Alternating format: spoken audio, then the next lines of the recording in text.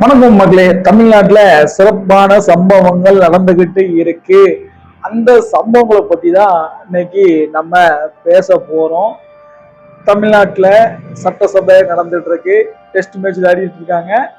போன அந்த அரசியல் கட்சி மாதிரி இல்லாம இப்போ உள்ள நடக்கிறதெல்லாம் லைவ் மேட்ச் ஓடிட்டு தான் இருக்கு. அதுல 2 பேருக்கு எதிராக தான் போட்டி. ஒன்னு ஹீரோவை பார்க்குற தாவேக்கா, என்ன ஒண்ணு நம்மளுடைய எதிரியா பார்க்குற திமுக. திமுகவுக்கு ஒரு வில்லன் கேரக்டரும், தாவேக்காவுக்கு ஒரு ஹீரோ கேரக்டரும் இது வரைக்கும் ஓடிக்கிட்டு தான் இருக்கு.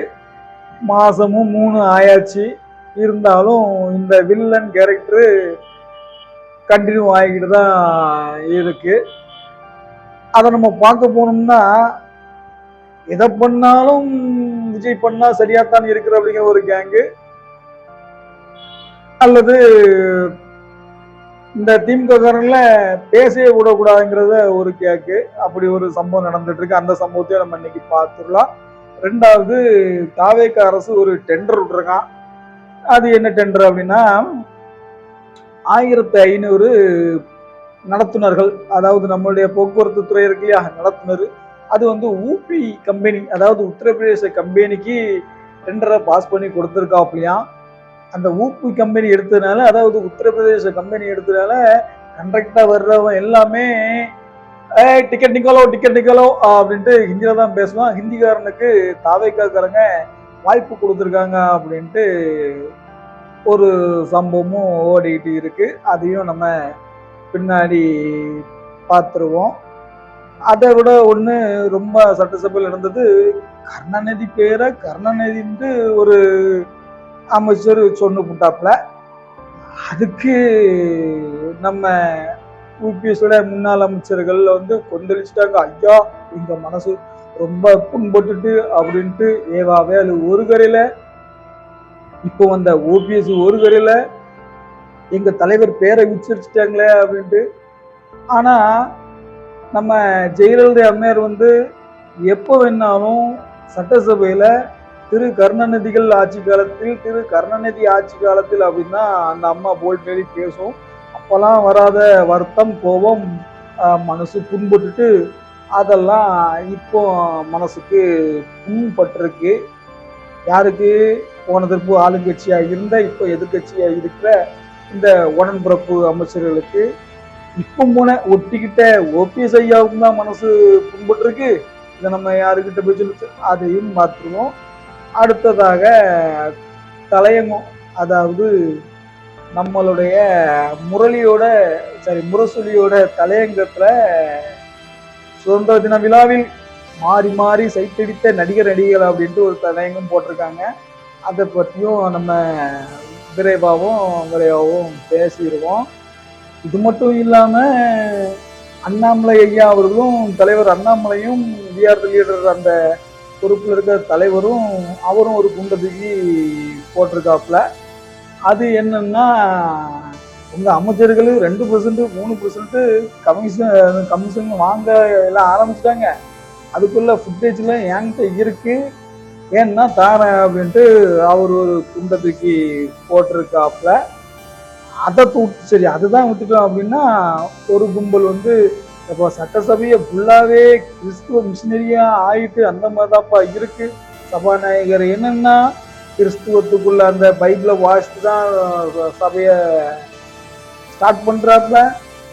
நம்மளுடைய நிதியமைச்சர் மரியவில் சொல்லணும்னா ஜெபமாலையை கொண்டு போய் தான் வந்து ஸ்டார்ட் பண்றாப்புல.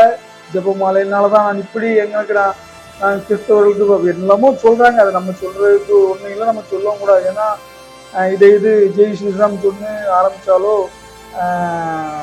வேற எந்த ஒரு மதத்தை சொன்ன ஆரம்பிச்சாங்களோ, இவங்களுடைய அந்த நடவடிக்கைகள் எப்படி இருக்குங்கிறது நமக்கு சொல்ல தெரியல, நமக்கு சொல்லவும் வேண்டாம். சரி, அதை விட்டுட்டோம் அப்படின்னாலும் அடுத்து திரிஷாவுக்கு முதலமைச்சர் சலிட் அடிச்சிட்டாப்லையா. அதுவும் ஒரு பேசு பொருளாக தான் போய்கிட்டு இருக்கு. இந்த நடந்த சம்பவங்கள் இதுதான் நடந்திருக்கு. இப்போ சாயங்காலம் ஒரு வாரமாக நம்ம வீடியோ போடலை. ஒரு வாரமா போடாத இந்த வீடியோக்கெல்லாம் நடந்த சம்பவங்கள் இதுதான். இந்த சம்பவங்களை நமக்கு தெரிஞ்ச அளவுக்கு கொஞ்சம் உங்களுக்கு விவரமா சொல்லுறேன். முதல்ல என்னன்னா, நம்ம அந்த நடிகை திரிஷா அவர்களுக்கு சலிட் கொடுத்த அந்த சம்பவத்துக்கு வந்துருவோம்.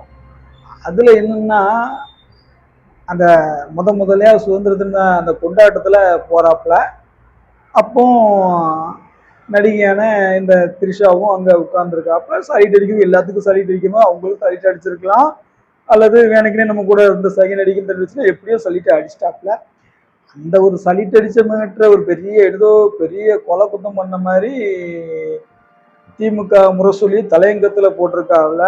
அது அப்படின்னா, நடிகைக்கு சலித்தளித்து கொண்டு இருக்குமோ அப்படி விஜய் அப்படிங்கிறத தலையங்கத்துல வந்திருக்கு. அவரோட குறைகள் நிறைகள் அதை பண்ணல இதை பண்ண சொல்லலாம். அவரோட சொந்த விஷயங்கள் திரிஷா பத்தி சொல்றதுக்கு எந்த அளவுக்கு ஏற்புடையதா இருக்கும் அப்படின்னு நமக்கு தெரியல. இரண்டாவது, இந்த டெண்டர் விஷயங்கள் வந்து நேற்று இன்னைக்கும் கொஞ்சம் ஓடிக்கிட்டு இருக்கு. அது என்னன்னா, அது ஒரு உத்தரப்பிரதேச கம்பெனிக்கு ஒரு டெண்டரை பாஸ் பண்ணி கொடுத்துருக்கான் தாவேக அரசாங்கம்.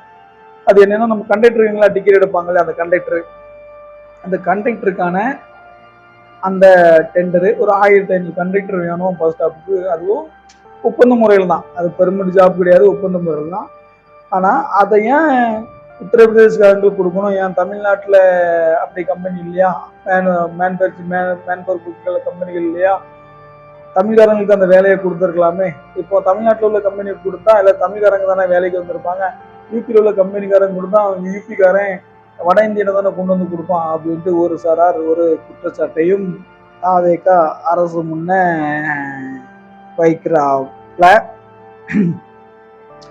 அடுத்தது, நம்மளுடைய ஐயா விஆர் த லீடர்ஸோட தலைவர்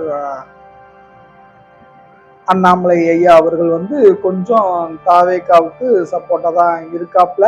ஏதோ நயன்தன் ஏதோ பர்சனலாவே விஜயை தாக்குறார், அது வந்து எனக்கு உடன்பாடு இல்லை, அவருடைய இதை கூட பர்சனல் விஷயங்களை தாக்க வேண்டாம் அப்படின்ட்டு முன்னாள் தலைவர், அதாவது தன்னுடைய முன்னாள் பாஜக தலைவரவே டைரக்டா அவர் தோஷம் கொடுத்துக்கிட்டு, எப்ப நான் சப்போர்ட் பண்ணாலும் உங்களுக்கு எதிராகவும் இருப்பேன், ஏன்னா உங்க ஆட்சி சரியில்லை, உங்க அமைச்சர்கள் வந்து 2% 3% கமிஷன் கேட்க ஆரம்பிச்சாச்சு, அதுக்குள்ள ஆடியோ என்கிட்ட இருக்கு அப்படின்ட்டு ஒரு பெரிய குண்டை தூக்கிக்கிட்டு போட்டுட்டாப்லையா.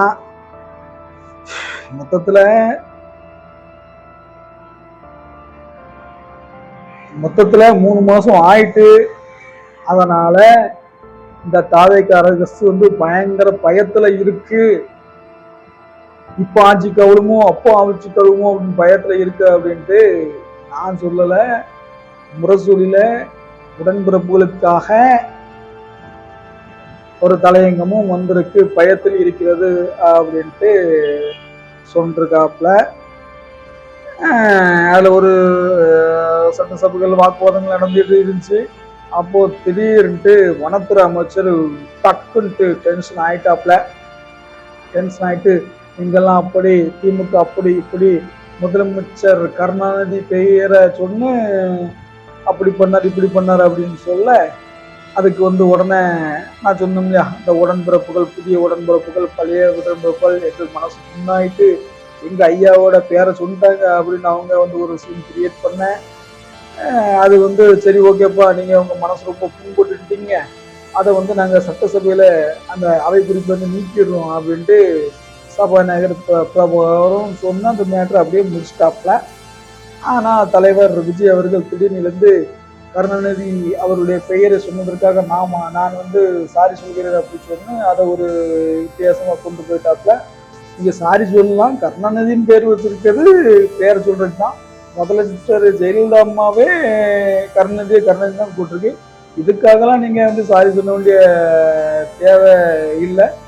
எதுக்காக வந்து இதுக்கு சாரி சொன்னு இது ஒரு சீன் கிரியேட் பண்ணீங்க அப்படின்ட்டு தெரியல அப்படின்ட்டு மக்களோட ஒரு குமுறலாம் இருக்கு. மொத்தத்துல காவை காட்சி 3 மாசமா ஆயிட்டான், எந்த ஒரு டெவலப் ஒன்றும் இல்லையா, எல்லாம் சும்மா வந்து ரீல்ஸால ஆட்சி மாறிட்டு அப்படின்ட்டு எதிர்கட்சி குற்றச்சாட்டுகள் ஒரு தரல. இருக்க இப்போ வந்து 3 மாதம் ஆயிட்டு, இன்னும் ஒரு 3 மாதம் பார்த்துட்டு தான் எதுவும் முடிவு பண்ணுவோம் அப்படின்ட்டு மக்கள் ஓரமாக பேச, கிட்டத்தட்ட 3 மாத ஆட்சியில் என்ன நடந்திருக்கு, எப்படி நடந்திருக்கு அப்படிங்கிறத அவங்க பொண்ணான கமாண்டை நம்ம வீடியோவில் போடுங்க. மீண்டும் ஒரு வீடியோவில் சந்திக்கிறேன். இதுதான் இந்திய அரசியல் நிகழ்வுகள். கடந்த 4-5 நாட்களுக்கு முன்னாக நடந்த அரசியல் நிகழ்வை பற்றி தான் உங்களுக்கு வீடியோ பதிவிட்டு இருக்கோம். நம்ம சேனலில் இப்போ நான் புதுசாக நம்மளுக்கு கண்டிப்பாக சப்ஸ்கிரைப் பண்ணுங்க, ஆதரவு கொடுங்க. மீண்டும் அடுத்த வீடியோவில் உங்களுக்கு சந்திக்கிறேன். நன்றி, வணக்கம்.